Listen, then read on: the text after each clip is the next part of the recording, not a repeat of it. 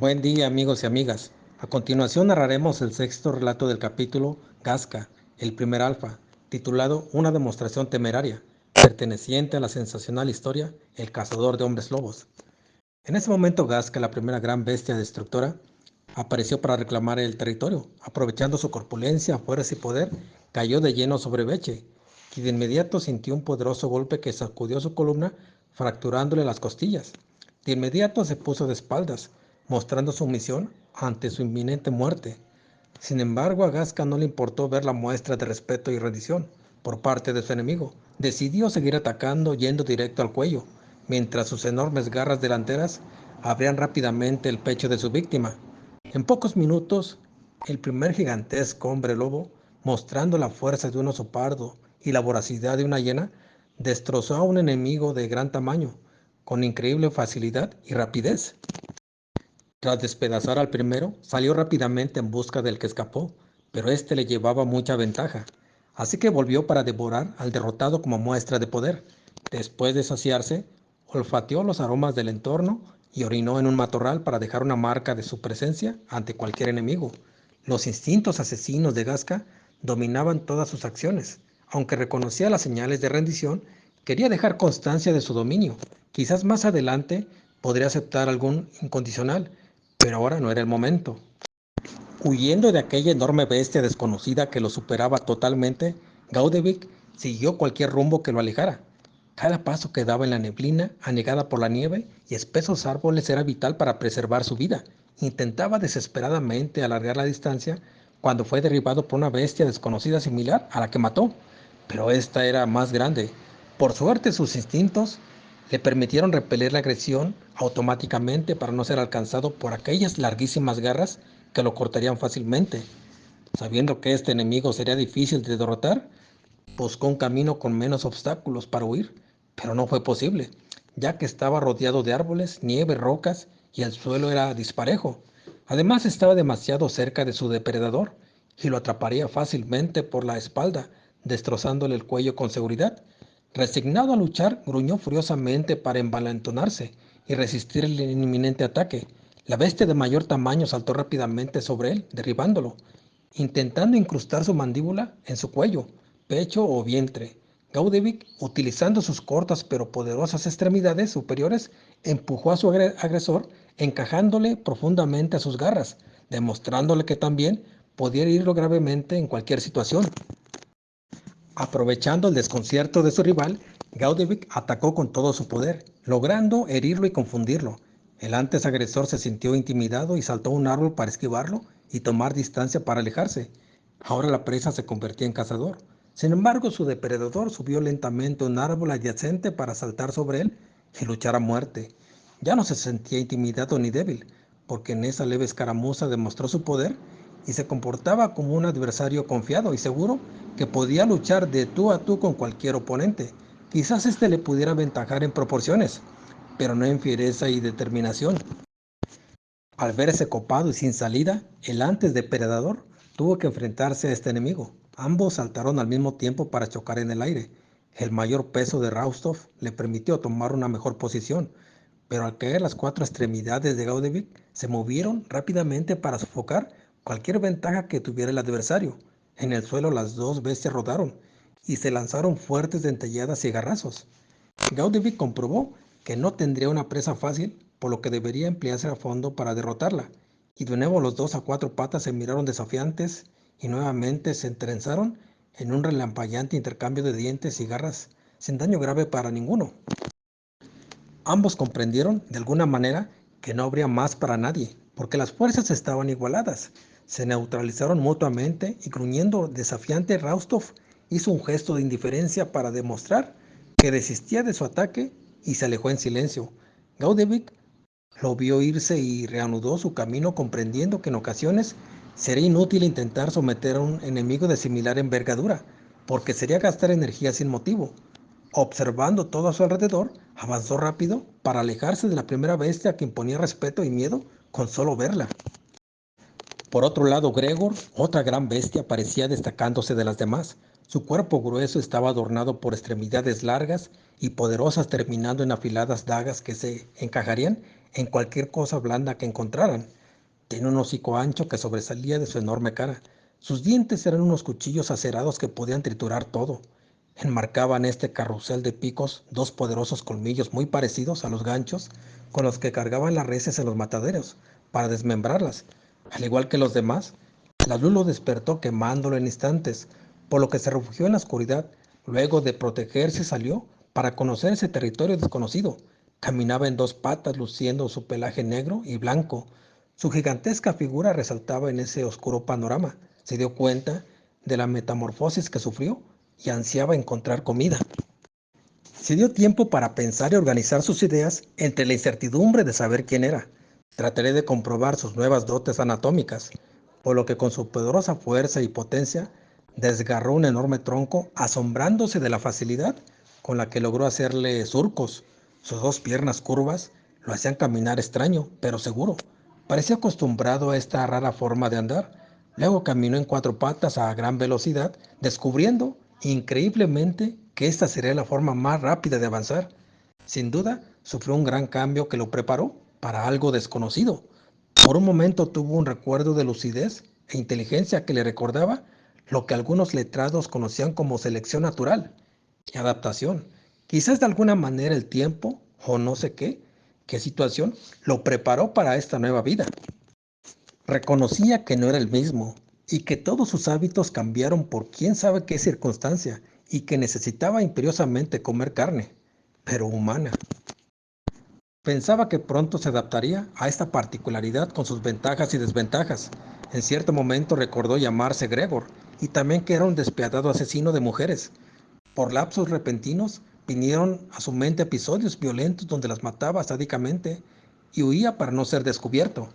Repentinamente un hambre atroz lo obligaba a ir en busca de alimento, porque sentía su estómago vacío y necesitaba comer algo, pero ese algo debía contener carne, y por alguna extraña razón sintió deseos de probar lo humano para satisfacer su latente necesidad.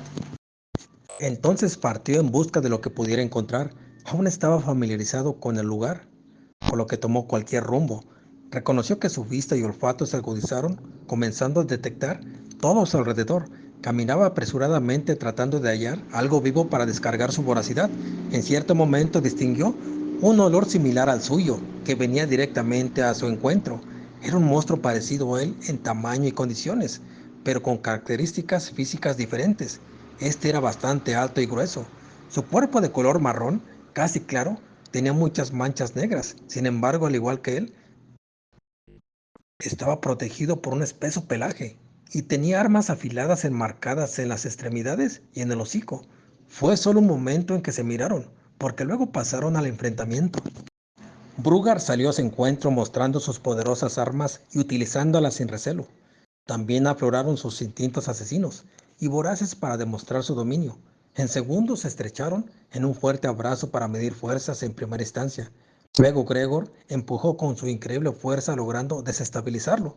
Sin embargo, las templadas garras de Brugar no soltaban los costados de Gregor, quien al principio sintió una pequeña molestia, pero luego esta se convirtió en un dolor insoportable que lo abrumaba y lo desesperaba. Frustrado, no podía acercarse más a su oponente porque el enemigo le impedía hacerlo. Las condiciones fisiológicas y de lucha parecían equilibradas, pero las largas extremidades de Brugar trabajaban astutamente dándole ventajas que aprovechaba oportunamente. Gregor se sintió impotente al ver que poseía la fuerza suficiente para empujar a Brugar, pero no podía asestar un golpe letal o comenzar a fijar un objetivo específico para dañarlo, porque éste lo tenía aprisionado sin poder utilizar sus herramientas de batalla. Con un gran esfuerzo, logró meter su poderoso cuello en el pecho del enemigo, y este de pronto atrapó una parte de su cabeza, desprendiéndole la oreja con facilidad, intentando sujetarse al cuello para agravar el daño.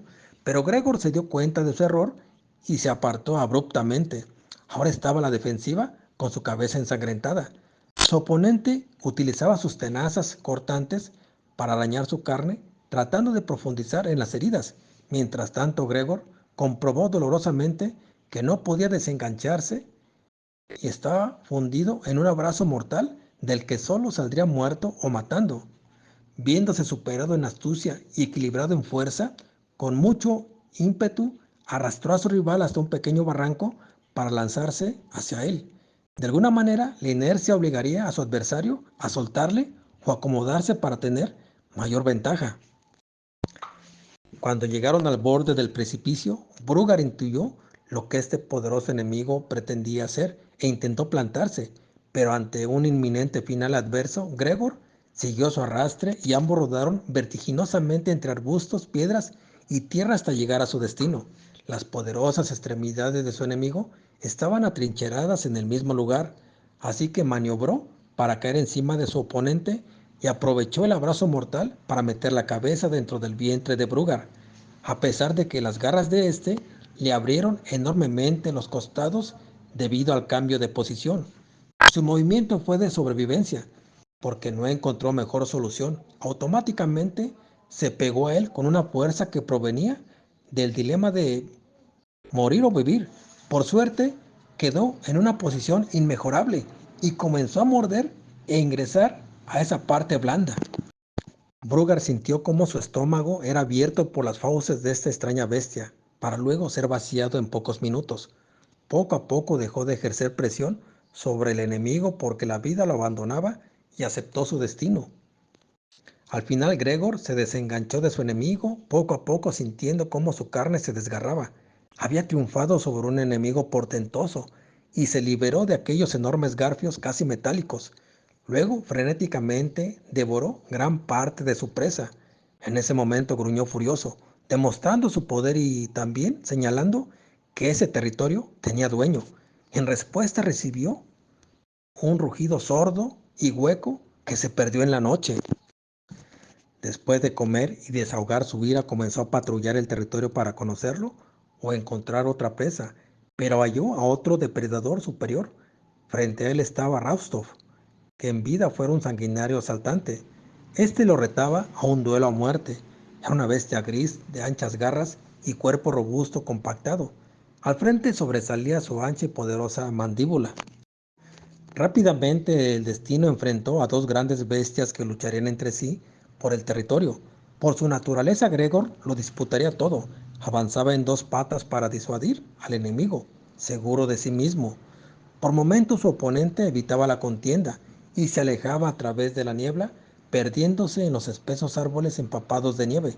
Solo pasaron unos 20 minutos cuando sus sentidos se agudizaron, pues el mismo fuerte olor se intensificaba más a medida que avanzaba. Al igual que él, Raustov dudó en enfrentarlo, pero al final su naturaleza lo dominó.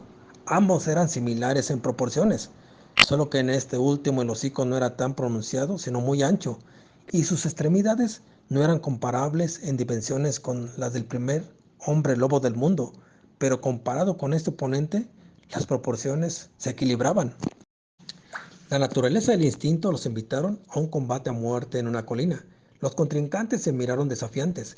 Ambos confiaban en su poder de destrucción. Raustov comenzó la lucha corriendo en cuatro patas, saltando sobre su enemigo. Este recibió el intrépido ataque, anteponiendo sus enormes extremidades superiores por delante y lanzando dentelladas también. En poco tiempo, Gregor hizo retroceder al enemigo, lacerando sus costados con sus enormes garras, demostrándole que podía con él, y éste, al sentir lastimosamente su piel y carne abiertas por su adversario, saltó sobre un árbol para caer sobre él con todo su peso. Intentaría otra estrategia más cautelosa porque comprobó que atacar frontalmente fue inútil. Gregor, furioso, observó el movimiento de su oponente y prefirió esperar sabiendo que tenía todas las posibilidades de ganar, porque midió la fuerza del enemigo en la primera aproximación y no la consideró superior a la suya. Raustov, decidido a cambiar la táctica, se lanzó directamente y cayó sobre su enemigo, pero este no solo resistió el ataque, sino que lo aprisionó, hundiendo sus garras en sus costados. Encajó también su poderosa mandíbula en el hombro, que rompió al instante en pequeños fragmentos. El dolor era insoportable en los costados y el hombro. El herido intentó defenderse mordiendo la enorme cabeza, pero solo encontró pelo y un hueso demasiado fuerte para hacerle daño. En ese momento se dio cuenta de que cayó en su propia trampa.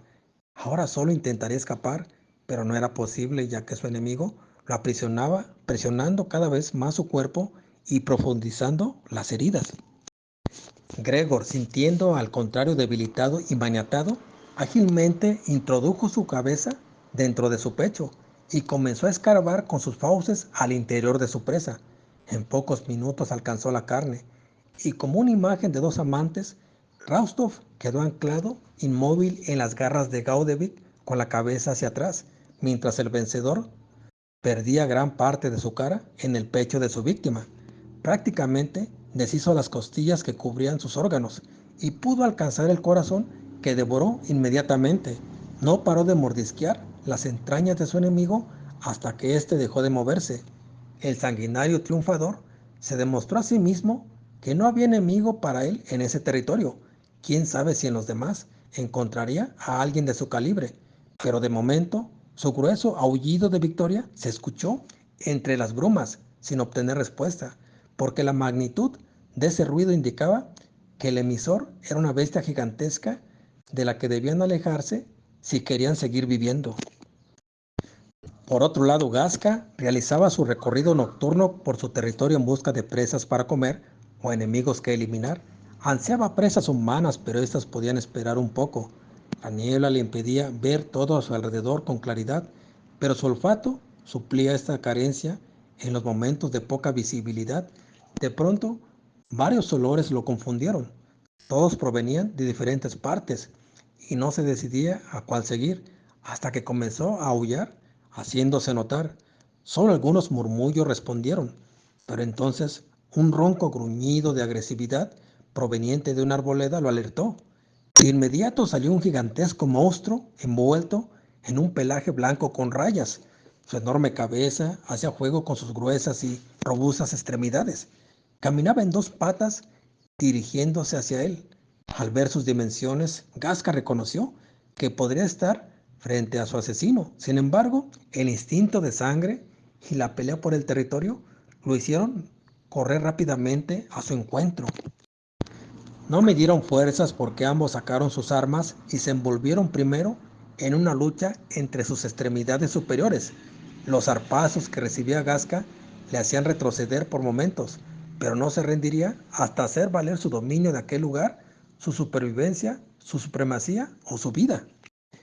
Inesperadamente otros hombres bestias llegaron ante la magnitud de los sonidos emitidos por ambos contendientes. Gaudevic y Gregor quedaron atónitos por lo que observaban. Eran dos contrincantes fuera de sus posibilidades que se disputaban todo. Gasca, de pie con su pelaje crespo, lanzaba fuertes zarpazos a su contrincante, que respondía enérgicamente. Se trataba de Yerta, que se paseaba por aquel desconocido lugar. Ante la llamada de batalla, asistió prontamente a la lucha por parte de Gasca, quien se sentía seguro de su fortaleza y su poderío. Ambos poseían una fuerza inimaginable y su grueso pelaje era su defensa natural. Las fuerzas equilibradas predijeron un largo tiempo para decidir quién sobreviviría, ya que aparentemente ninguno de ellos mostraba ningún signo de sumisión. Los daños derivados de la lucha de garras eran mortales para cualquier ser, pero no para estos adversarios que anatómicamente estaban dotados de las mejores armas. Los espectadores no se atrevían a intervenir o atacar a los demás presentes, porque estaban seguros que cualquier otro oponente para cada uno de los dos combatientes moriría en cuanto estos lo dispusieran. Poco a poco el cansancio fue mermando el vigor de las fuerzas. Casca reconoció que si quería sobrevivir, tendría que dosificar sus esfuerzos para resistir. Yerta, cansado tras exigirse más de lo habitual con otras bestias de menor tamaño y resistencia, intentó incrustar su cabeza en el cuello del enemigo, pero fue inútil. Con rabia y desánimo, observó que aquel enorme oponente casi negro y tan corpulento como él no se rendía y le propinaba golpes que lo estremecían. Por un momento se apartó del enfrentamiento para dar por finalizada la batalla o darse un respiro. Gasca necesitaba ese aliciente y saltó sobre su costado violentamente, atrapando parte de su hombro para derribarlo lentamente. Sin embargo, Yerta lo mantuvo a distancia, moviendo bruscamente sus extremidades para evitar su acercamiento y heridas mortales. Gasca intuyó que no era momento de descansar ni de guardar fuerzas. Continuó su frenesí, tirando salvajemente del hombro de su oponente hasta alcanzar su músculo y morderlo con fuerza para debilitarlo al menos. Yerta reconoció que su vida dependía de resistir. Su posición no era la más adecuada porque estaba en el suelo atrapado por un lado. Además, su enemigo había enganchado sus poderosos garfios en su espalda para atrincherarse mejor y causar el mayor daño posible. La primera gran bestia, construida con la mezcla de varias hemoglobinas, mostraba una gran resistencia en ataque y defensa. Su enemigo, parecido a él en proporciones y fuerza, solo le dio un respiro, pero fue fatal, porque Gasca no lo soltó y poco a poco lo desangró hasta morderlo en la cabeza. Luego de varias dentelladas, le destruyó el rostro hasta dejar solo los huesos. El dolor era insoportable para el agredido, pero de pronto esta sensación disminuyó porque la pérdida de sangre borró el umbral de la sensibilidad de Yerta. Al final, Gasca le cogió el cuello y en pocos minutos aniquiló a un enemigo, cercenándole la cabeza para finiquitar el encuentro. Terminó exhausto, pero logró hacer valer su poderío. Luego puso ambas patas sobre el pecho de su contrincante y gruñó, haciéndole saber a todos los presentes quién era el máximo depredador de todo el territorio. Esta es la sexta parte del primer capítulo, Gasca, el primer alfa, de la historia El cazador de hombres lobos. Espero que haya sido de su agrado. Saludos, cuídense.